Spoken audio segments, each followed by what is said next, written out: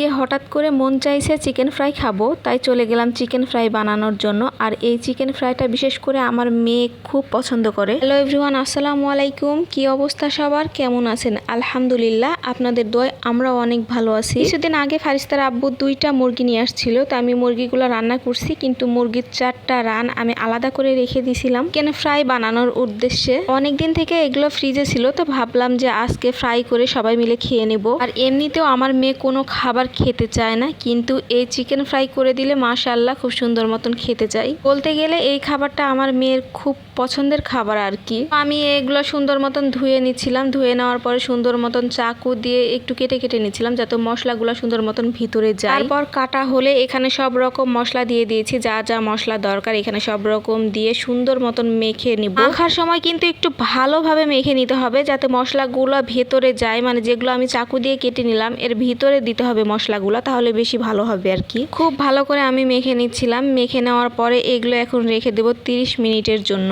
আর এই সমস্ত মশলা মাখা হলে পরে কিন্তু সুন্দর মতন একটু লেবুর রস দিয়ে দিবেন। লেবুর রস দিয়ে কিন্তু মেখে রেখে দিতে হবে। এই চিকেন ফ্রাইটা অনেকে অনেকভাবে তৈরি করে, তবে আমি এভাবেই করি আর কি। চিকেন ফ্রাইগুলোর মধ্যে সুন্দর মতন মশলা মেখে আমি চাপা দিয়ে ঢেকে রেখে আসছি। এখন আমি বানাবো লেবুর শরবত। কয়দিন থেকে কিন্তু অনেক বেশি গরম পড়তেছে, এই গরমে প্রতিদিন অন্তত 1 গ্লাস করে লেবুর শরবত খাওয়া উচিত। বিশেষ করে আমার ভাইয়া আপু যারা আছে, যারা বাইরে কাজ করেন, তারা চেষ্টা করবেন অন্তত প্রতিদিন 1 গ্লাস করে লেবুর শরবত খাওয়ার জন্য। কারণ আমরা সব সময় রুমে থাকি, আর রুমে থেকে এত গরম লাগে, তাহলে ভাইয়া আপু যারা বাইরে কাজ করে তাদের পরিস্থিতিটা কি হয়। একে সুস্থ থাকার জন্য প্রতিদিন অন্তত এভাবে লেবুর শরবত খেতে হবে। আপনারা একটু প্রতিদিন চেষ্টা করবেন এটা খাওয়ার জন্য, কারণ কাজ করতে হলে আগে শরীর ভালো রাখতে হবে, তবেই না কাজ করতে পারবেন। আমি এখন প্রায় প্রতিদিনই লেবুর শরবত করি। প্রতিদিন না করলেও একদিন পরপর করার চেষ্টা করি। তো আজকে ভাবলাম যে আপনাদের সাথে একটু শেয়ার করি। আর লেবুর শরবত কিন্তু আমার কাছে বেশ ভালোই লাগে। আর লেবুর শরবত যখন আমি তৈরি করি তখন লেবুর পরিমাণটা একটু বেশি দেওয়ার চেষ্টা করি, আর চিনির পরিমাণটা একটু কম দেওয়ার চেষ্টা করি। আমি এই শরবতটা তৈরি করছিলাম এখন প্রায় দুপুর বেলা। এই শরবতটা আমি বানিয়ে ফ্রিজে, নর্মাল ফ্রিজে রেখে দিব আর কি। ফারিস্তার বাবা যখন আসবে তখন তাকে খেতে দিব, আমি খাবো এবং আমার শাশুড়ি আর আমার মেয়ে খাবে, সবাই মিলে একসাথে খাবো। কারণ শরবত একটু ঠান্ডা ঠান্ডাই ভালো লাগে, তাই ভাবলাম একটু আগে বানিয়ে নর্মাল ফ্রিজে রেখে দিই, তাহলে সুন্দরভাবে ঠান্ডা হয়ে যাবে। তাদের সাথে কথা বলতে বলতে কিন্তু আমার শরবত